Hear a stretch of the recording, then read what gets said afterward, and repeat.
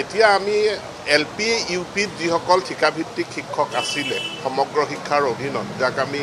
SSA contractual আৰু state pool contractual বুলি কওঁ তেওঁলোকৰ চাকৰি নিয়মীয়াকৰণৰ কাৰণে অসম চৰকাৰে এটা প্ৰচেষ্টা আৰম্ভ কৰিছিল কিন্তু সেইসকল শিক্ষকৰ মাজৰে পৰা একাংশই পুনৰ হাইকোৰ্টত তেওঁলোকে গ'ল গতিকে হাইকোৰ্টত এটা চলি আছে এনে পৰিস্থিতিত আমি তেওঁলোকৰ চাকৰিসমূহ নিয়মীয়াকৰণৰ প্ৰক্ৰিয়াটো আইনী জটিলতাৰ কাৰণে পিছুৱাই নাৰাখি আমি এটা স্পেচিয়েল ৰিক্ৰুটমেণ্ট ড্ৰাইভ কৰিব বিচাৰিছোঁ এলপি ইউপিত য'ত অনলি কন্ট্ৰেকচুৱেল টিচাৰ কৰ্মৰত কন্ট্ৰেকচুৱেল টিচাৰসকলেহে আবেদন কৰিব পাৰিব বেলেগে আবেদন কৰিব নোৱাৰে তো এই প্ৰক্ৰিয়াটো খুব সোনকালে আৰম্ভ হ'ব একেধৰণে আমাৰ যিসকল হাইস্কুলত এডিশ্যনেল কন্ট্ৰেকচুৱেল টিচাৰ আছে তেওঁলোকৰ কাৰণেও একেধৰণৰ এটা স্পেচিয়েল ৰিক্ৰুটমেণ্ট ড্ৰাইভৰ দ্বাৰা তেওঁলোকৰ চাকৰিসমূহ নিয়মীয়া কৰাৰ আমি ব্যৱস্থা কথা বিবেচনা কৰিছোঁ খুব সোনকালে সিদ্ধান্ত গ্ৰহণ হ'ব টিচাৰ ট্ৰেন্সফাৰ পৰ্টেলৰ জৰিয়তে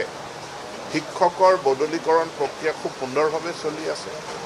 আইনে যিখিনি চৰ্ত বান্ধি দিছে সেই তাৰ ভিতৰত আৰু এতিয়ালৈকে আমি 29,000 শিক্ষকৰ বদলীকৰণ কৰিবৰ কাৰণে সক্ষম হৈছোঁ এতিয়াৰ পৰা খালী পদৰ বিজ্ঞাপন দিওঁতে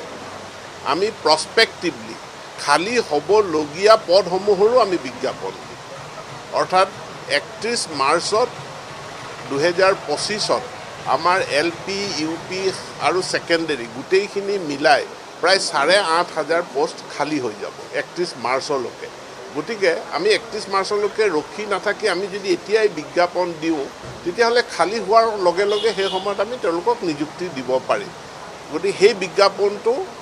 মানে খুব সোনকালে প্ৰকাশ পাব আৰু মই বিজ্ঞাপনটো যেতিয়া প্ৰকাশ পাব সকলোৱে আবেদন কৰিব পাৰিব তাৰ লগতে যিটো আমাৰ ছেকেণ্ডেৰী পৰ্যায়ৰ নিযুক্তি আছিল ছেকেণ্ডেৰী নিযুক্তিটোৰ বিজ্ঞাপনখন প্ৰকাশ হ'ল কিন্তু MCCৰ কাৰণে আমি এপ্লিকেশ্যন লোৱা প্ৰক্ৰিয়াটো আৰম্ভ কৰিব নোৱাৰিলোঁ 2 এদিনৰ ভিতৰত তাৰো অনলাইন আবেদন গ্ৰহণ কৰা প্ৰক্ৰিয়াটো আৰম্ভ